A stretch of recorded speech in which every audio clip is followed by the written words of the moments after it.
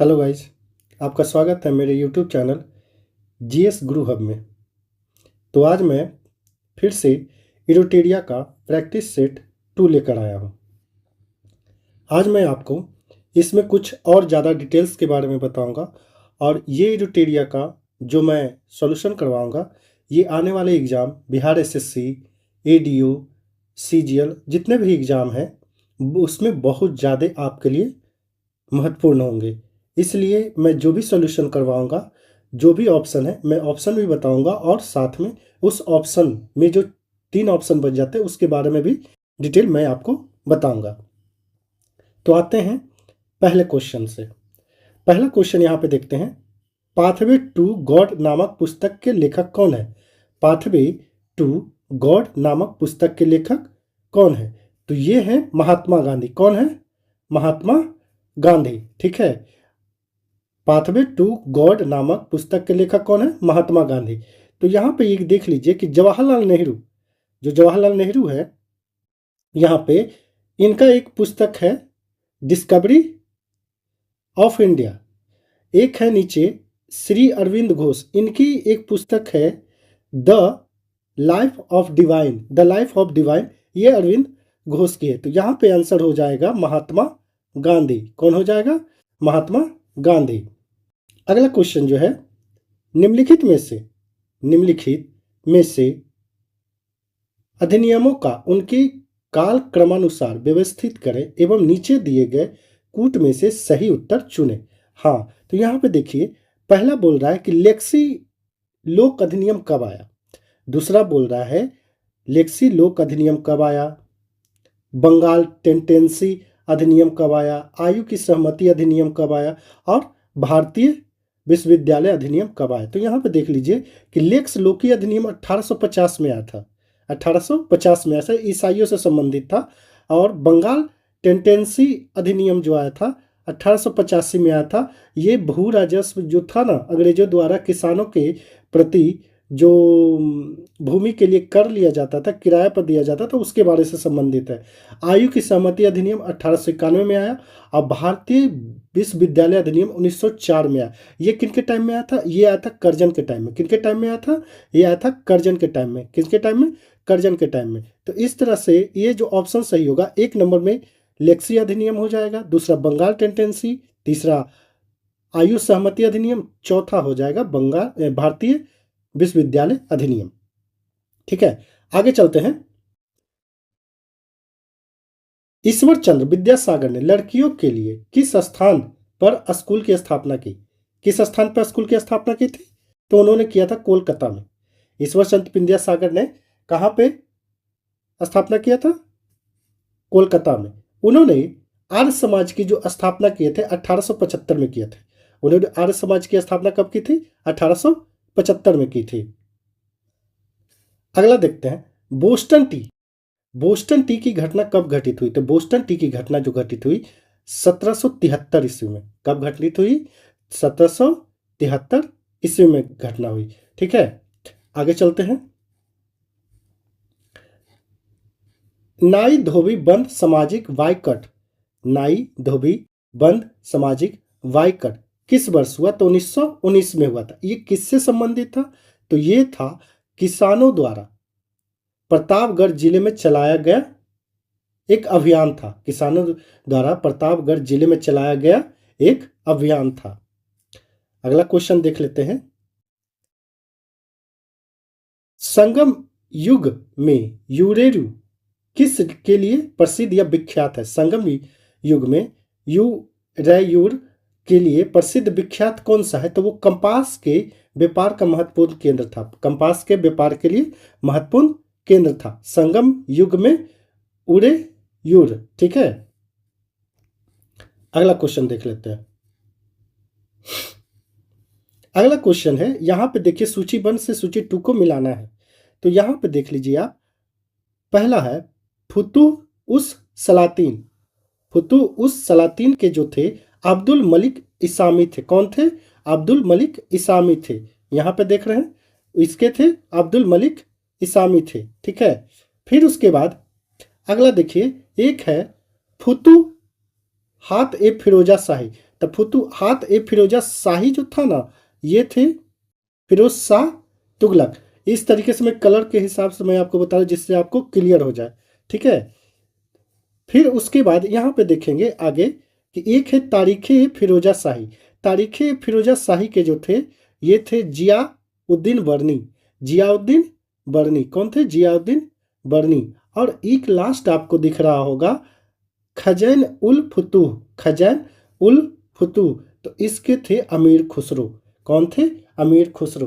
तो इस तरह से मैंने आपको इस क्वेश्चन में कलर के हिसाब से बता दिया जिससे आप मिलान कर सके। इसका आंसर आपको मिलाना है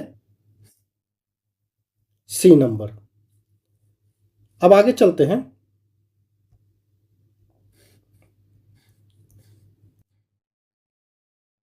आठवां नंबर क्वेश्चन में देखते हैं, सिंधु सभ्यता से प्राप्त मोहरों में कौन से वृक्ष की आकृति मिलती है?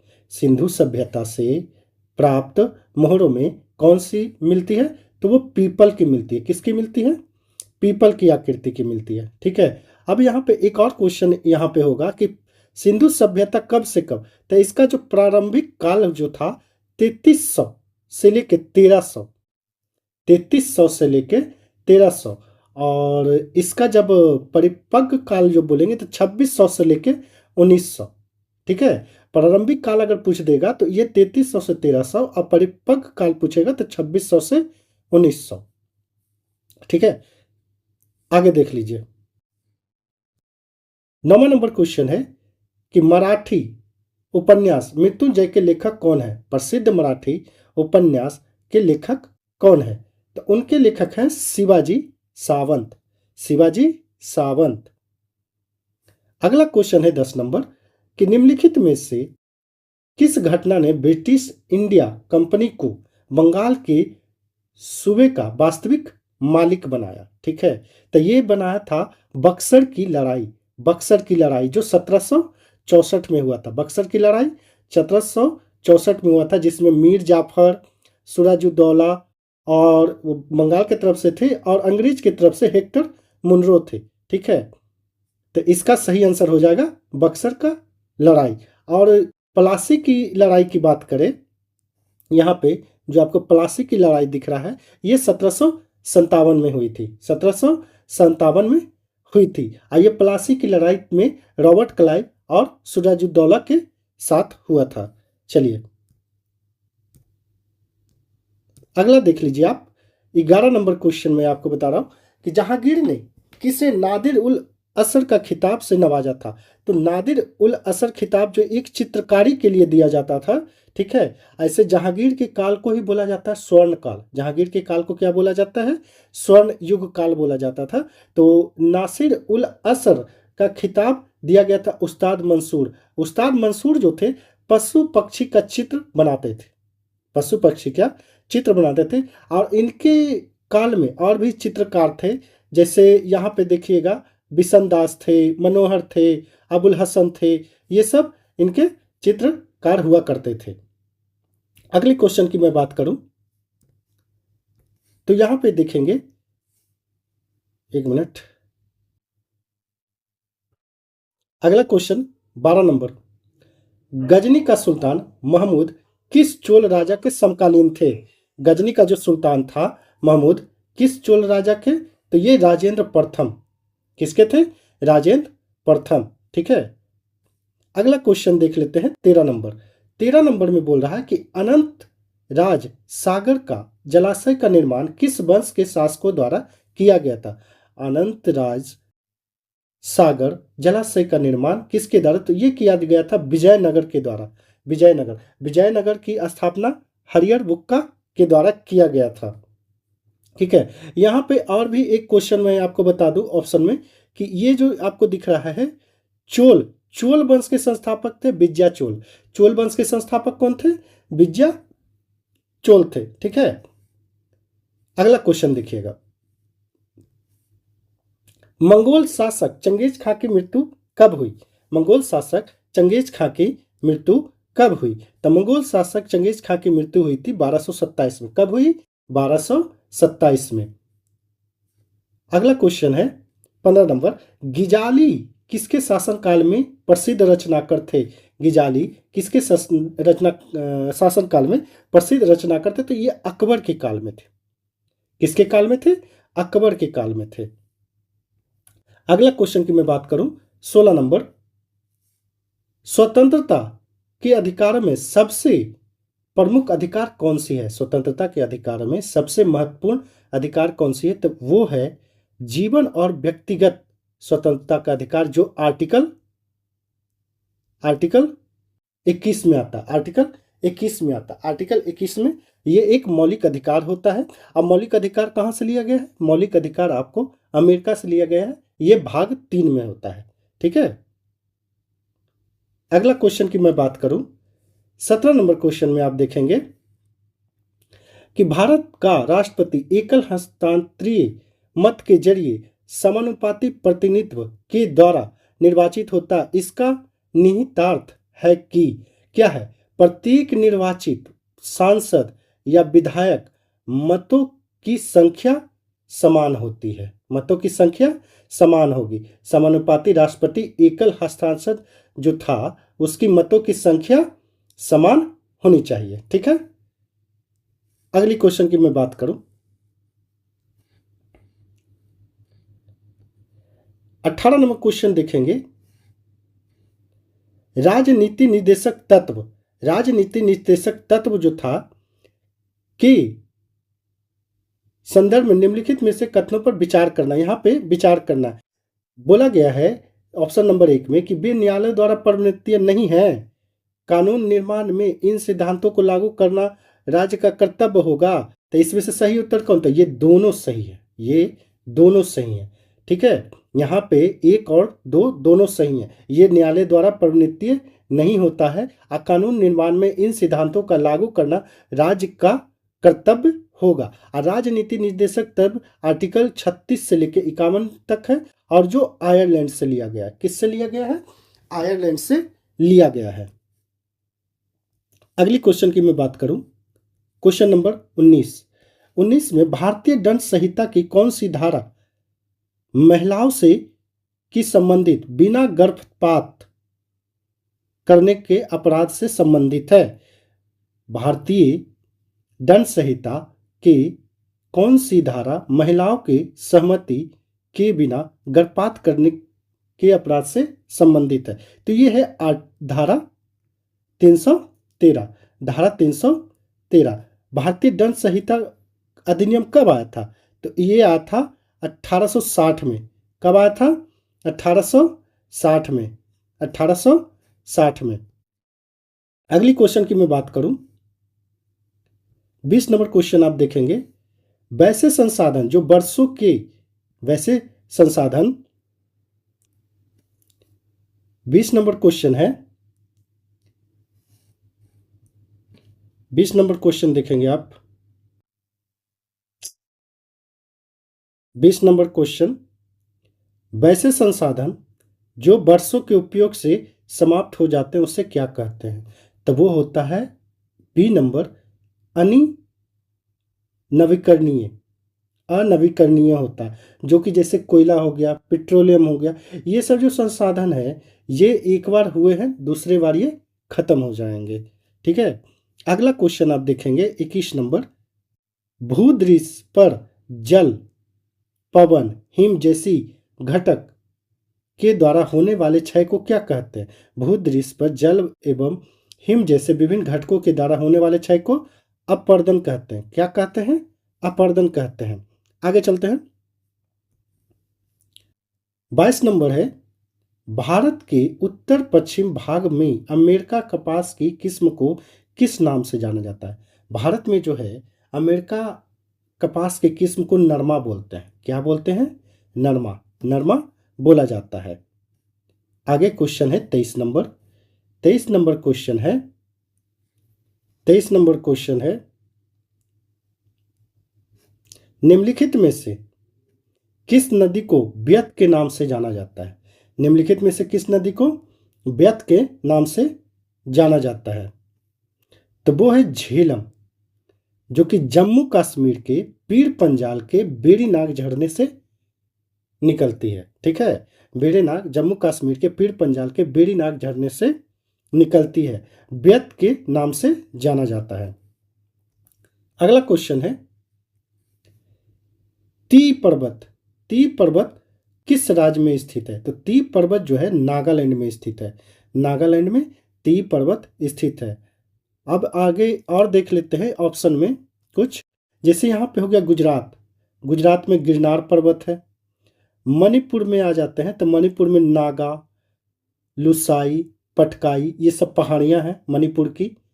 गुजरात में गिरनार, मणिपुर में नागा, लुसाई, पटकाई।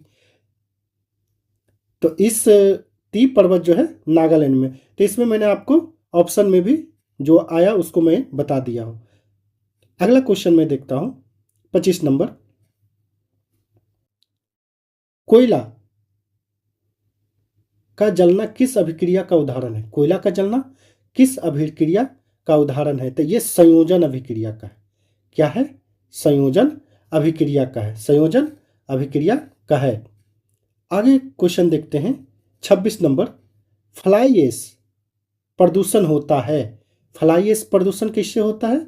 ये होता है ताप विद्युत संयंत्र से, ताप विद्युत संयंत्र से फ्लाई ऐश होता है ताप विद्युत संयंत्र से।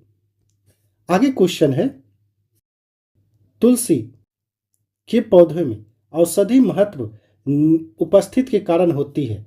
तुलसी के पौधे में औषधि महत्व किसकी उपस्थिति के कारण होती है? तो ये होता है फिनोल एवं फ्लोवोनाइडस होता है, फ्लोवोनाइडस होता है, फिनोल एवं फ्लोवोनाइडस होता है। आगे चलते हैं,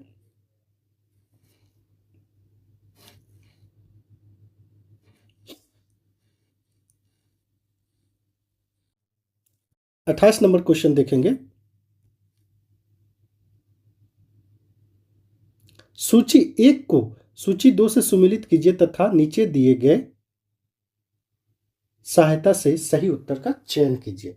तो बात करते हैं, यहाँ पे दिया गया है कि सूची 1 और सूची 2। पहला है सोडियम बेंजोएट, तो सोडियम बेंजोएट जो है ये C7H5NaO2 इसका रासायनिक सूत्र है। ठीक है, रासायनिक सूत्र इसका क्या हो जाएगा? C7H5NaO2 हो जाएगा। ठीक है, तो सोडियम बेंजोएट जो है फलों का रस का परीक्षण किया जाता है, सोडियम बेंजोएट से क्या किया जाता है? फलों के रस का परीक्षण किया जाता है। अगला है कैल्शियम हाइड्रोक्साइड, कैल्शियम हाइड्रोक्साइड का रासायनिक सूत्र हो जाएगा CaO। तो ये किसके लिए है? ये है कैल्शियम हाइड्रोक्साइड जो किया जाएगा ब्लीचिंग पाउडर, ब्लीचिंग पाउडर। फिर है आगे है नाइट्रिक अम्ल, नाइट्रिक अम्ल का जो होता है NHO3 इसका होता है।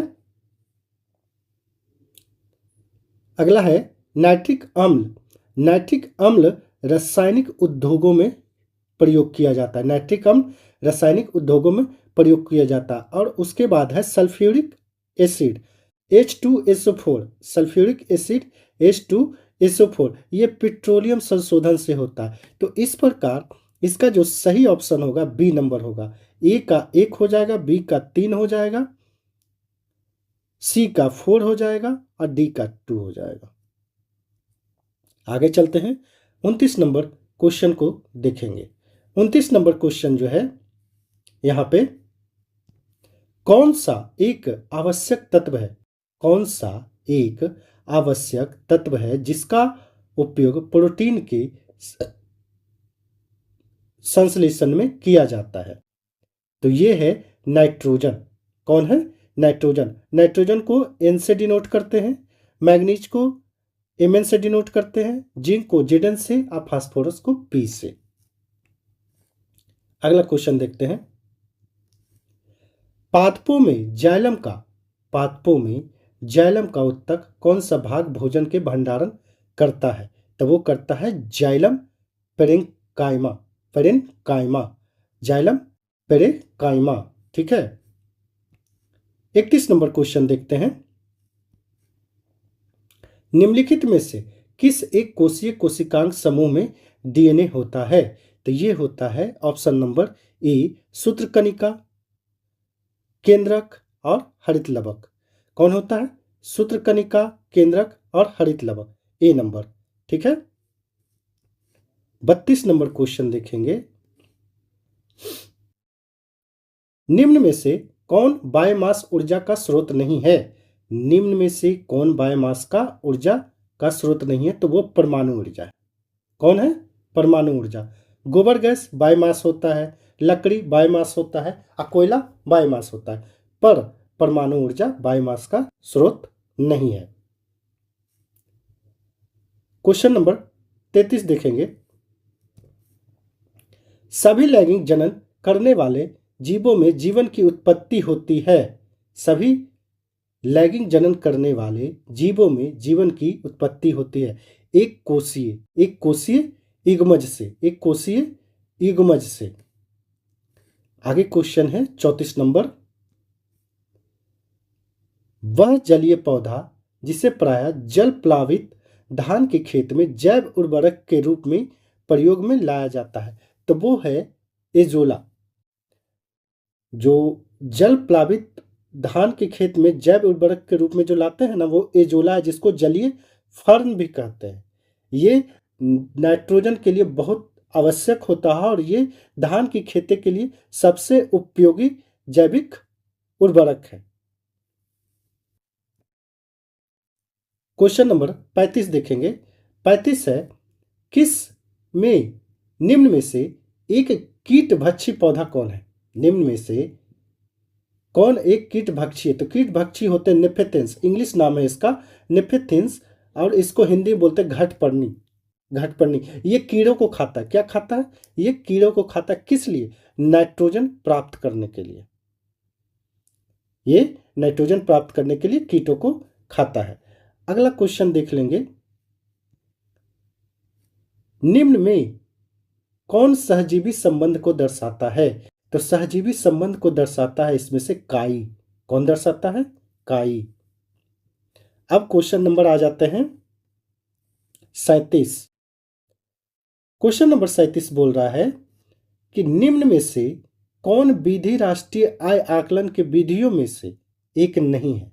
निम्न में से कौन सी विधि राष्ट्रीय आय आकलन की विधियों में से एक नहीं है? तो वो है वितरण विधि। वितरण विधि एक ऐसी विधि होती है ना, जिसमें राष्ट्रीय आय आकलन नहीं किया जाता। बाकी उत्पाद विधि, व्यय विधि, आय विधि, ये सब राष्ट्रीय आकलन है। ठीक है। अगला क्वेश्चन है 38। 38 है, अपने निवेश के बदले एक शेयर धारक प्राप्त करते हैं। तो जो हम निवेश करते हैं उसके बदले हमें लाभांश और बोनस शेयर मिलता है। हम जो निवेश करते हैं, जैसे शेयर मार्केट में मैंने कुछ निवेश किया, तो उसके बदले मुझे लाभांश भी मिलेगा और जब शेयर ऊपर जाएगा तो उससे बोनस भी मिलेगा। तो यही इस क्वेश्चन में बताया गया है। 39 नंबर क्वेश्चन देखिएगा। आधुनिकीकरण शामिल है। आधुनिकीकरण शामिल जो है ना, नवीन प्रौद्योगिक का प्रयोग और सामाजिक दृष्टिकोण में परिवर्तन लाना, ये दोनों शामिल है। आधुनिकीकरण में ये दोनों शामिल है। क्वेश्चन नंबर 40 को देखेंगे।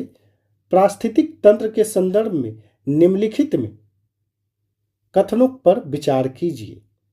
तो यहां पे देख लीजिएगा क्वेश्चन क्या था। पारिस्थितिक तंत्र के संदर्भ में निम्नलिखित में कथनों पर विचार कीजिए।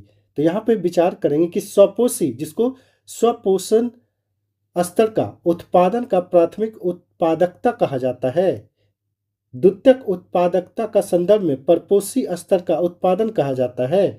तो ये दोनों सही है। ये दोनों सही है। एक और दो दोनों सही है। क्वेश्चन नंबर 41 पे आते हैं। यामिनी कृष्णमूर्ति का संबंध किस नृत्य शैली से है? तो यामिनी कृष्णमूर्ति का जो संबंध है वो है कुचिपुड़ी। और कुचिपुड़ी किस राज्य का है? आंध्र प्रदेश का। कुचिपुड़ी किस राज्य का है? आंध्र प्रदेश का। और आगे हम देख लेंगे कुछ और नृत्य को देख लेंगे, जैसे उड़ीसी। उड़ीसी है उड़ीसा का। यहाँ छऊ नृत्य भी होता है, गोटीपुआ भी होता है और महारी भी होता है। उसी तरह हम आ जाते हैं मणिपुरी। तो मणिपुरी मणिपुर में है। यहाँ पुंगचोलाम भी होता है, फिर यहाँ थावल होता है, चोगवा होता है। तो ये सब नृत्य जो होते हैं मणिपुर में होते हैं, उड़ीसा में होता है छाऊ, गोटीपुआ और माहिर, ये सब उड़ीसा में होता है। और यहाँ पे रह गई कथक, तो कथक हमारे उत्तर भारत का नृत्य है। और इसका ऑप्शन जो है यहाँ पे आप देखिएगा तो यामिनी जो है कृष्णमूर्ति कुचिपुड़ी आंध्र प्रदेश से, और यामिनी कृष्णमूर्ति भरतनाट्यम भी जानती थी जो तमिलनाडु से संबंधित है। 42 नंबर क्वेश्चन आप देखेंगे, निम्नलिखित में से घटनाओं पर विचार कीजिए तथा इन्हें सही कालानुक्रमण में व्यवस्थित कीजिए, सबसे पहले प्रारंभ करते हुए आखिरी गतिविधि तक। ठीक है, तो यहाँ पे हमें बताना क्या है कि इसका सही उत्तर कौन होगा, जो कालानुसार सही होगा। ठीक है, तो क्रमानुसार इसको हमको सजाना है। तो पाई मेसान की खोज 1935 में हुई थी, न्यूट्रॉन की खोज 1932 में हुई थी, इलेक्ट्रॉन की खोज 1897 में हुई थी, और प्रोटॉन की खोज 1917 में हुई थी। तो देखो यहाँ पे कहा गया है कि जे थॉमसन जो है ना इलेक्ट्रॉन की खोज 1857 में किए थे, और उन्हें ही 1906 में नोबेल पुरस्कार मिला था। कौन सा पुरस्कार मिला था? नोबेल पुरस्कार मिला था।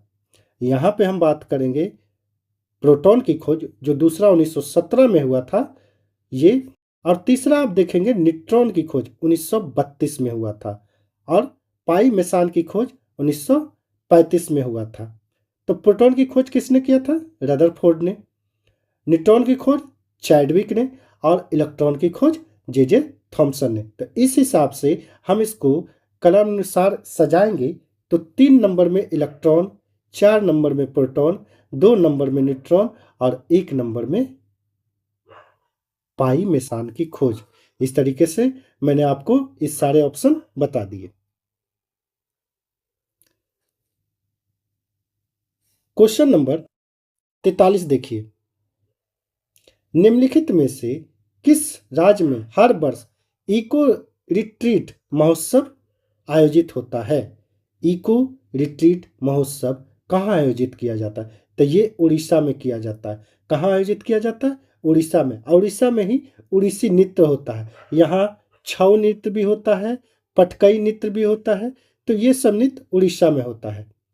आगे चलते हैं, दहेज निषेध अधिनियम किस वर्ष पारित हुआ? दहेज निषेध अधिनियम किस वर्ष पारित हुआ? तो ये हुआ था 1 जुलाई 1961 को। भारत सरकार द्वारा 1 जुलाई 1961 को दहेज निषेध अधिनियम पारित हुआ था। अगला क्वेश्चन है, राजा ललितादित्य किस राज्य पर शासन किया था? तो राजा ललितादित्य जो था कश्मीर पर शासन किया था। अगला क्वेश्चन है, सैरे-गुल फ्रांस त्योहार का आयोजन कहाँ किया जाता है? तो सैरे-गुल फ्रांस का आयोजन जो होता है, जो फूलों का होता है आयोजन, वो दिल्ली में किया जाता है। फूलों का आयोजन होता है वो दिल्ली में। अगला क्वेश्चन है, विश्व रोगी सुरक्षा दिवस कब मनाया जाता है? विश्व रोगी सुरक्षा दिवस 17 सितंबर को मनाया जाता है। विश्व रोगी सुरक्षा दिवस 17 सितंबर को मनाया जाता है। अगला क्वेश्चन देखने से पहले हम देख लेंगे कि इसमें एक ऑप्शन है 19 अक्टूबर। 19 अक्टूबर को मनाया जाता है विश्व स्तन कैंसर विरोधी दिवस। विश्व स्तन कैंसर विरोधी दिवस। क्वेश्चन नंबर 48 में आते हैं, किसने पाटलिपुत्रा को पोलीब्रोथा कहा था? किसने पाटलिपुत्रा को पोलीब्रोथा कहा था? तो मेगास्थनीज ने पाटलिपुत्रा को पोलीब्रोथा कहा था, जो सेल्यूकिसर का राजदूत था। ठीक है, और ये चंद्रगुप्त मौर्य के साम्राज्य में आया था, और इसके द्वारा इंडिका पुस्तक लिखी गई थी। क्वेश्चन नंबर 49 में आते हैं, निम्न में से कौन सा पावर लोकल एरिया वायरलेस संचार तकनीकी है? वो है ब्लूटूथ। क्या है? ब्लूटूथ। निम्नलिखित में से कौन सा पावर लोकल एरिया वायरलेस संचार है? ब्लूटूथ है, लोकल। ठीक है, अब क्वेश्चन नंबर 50 में आते हैं, जो आज का लास्ट क्वेश्चन है। किसे कृत्रिम बुद्धिमत्ता जनक कहा जाता है? तो बुद्धिमत्ता जनक जो कहा जाता है, जो एआई जो बोला जाता है, वो बोला जाता है जैन मैकार्थी। किसको बोला जाता है? जैन मैकार्थी। तो आज का ये लास्ट क्वेश्चन था। अब यहाँ पे कुछ स्मरणीय तथ्य दिया गया है जो बहुत ही महत्वपूर्ण होता है, उसको भी एक बार देख लेते हैं। नक्शादारी ईंटों का प्रयोग साक्ष्य कहाँ प्राप्त हुए थे? तो ये प्राप्त हुए थे कालीबंगन से। कहाँ प्राप्त हुए थे? कालीबंगन से। नर्तकी की कांस्य मूर्ति का साक्ष्य कहाँ से प्राप्त हुआ? तो ये हुआ था मोहनजोदड़ो से। कहाँ हुआ था? मोहनजोदड़ो से। शवों को दफनाने की प्रचलन हड़प्पा सभ्यता में था। हड़प्पा सभ्यता में क्या था? वहां शव दफनाया जाता था। और जब शवों की जलाने की बात आए, प्रथा, ये मोहनजोदड़ो में था। जलाने की प्रथा मोहनजोदड़ो में था, और जबकि दफनाने की तो वो हड़प्पा में था। 3 मुख वाले देवता की मूर्ति प्राप्त हुए मोहनजोदड़ो से। कहाँ से प्राप्त हुए? मोहनजोदड़ो से। मिट्टी द्वारा निर्मित हल साक्ष्य प्राप्त हुए बनावली से। बनावली से। उन्नत जल प्रबंधन साक्ष्य प्राप्त हुए धौलावीरा से। शैलकृत स्थापत्य के प्राचीन प्रमाण मिले धौलावीरा से। शैलकृत स्थापत्य प्राचीन प्रमाण कहाँ से मिले? धौलावीरा से। अब वैसा हड़प्पा कालीन स्थल जो 3 भागों में बटा, वो है धौलावीरा। कौन है? धौलावीरा। तो इस तरीके मैंने आपको ये पूरे 50 क्वेश्चन का मैंने इरिटेरिया का सेकंड पार्ट मैंने आपको करवा दिया। इसका आपको अगर पीडीएफ चाहिए तो आप मेरे टेलीग्राम चैनल को ज्वाइन कर लीजिए, वहां आपको इसका पीडीएफ मिल जाएगा। और आने वाले जो भी नए नए नोटिफिकेशन है एग्जाम को लेकर, सिलेबस को लेकर, तो मैं यहाँ पे बताता रहूँगा। तो थैंक यू अब मेरे वीडियो को देखने के लिए।